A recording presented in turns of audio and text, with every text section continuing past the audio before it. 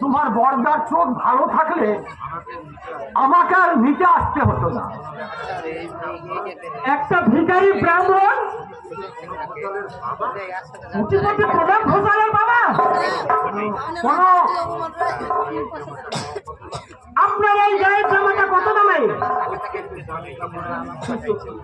এর থেকে তো দামি কাপড়ে আমার জুতো পরিষ্কার করে।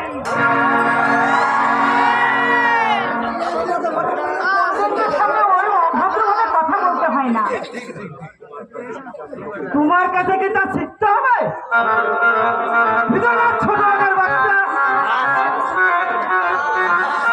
কি শুনছি ভগবান,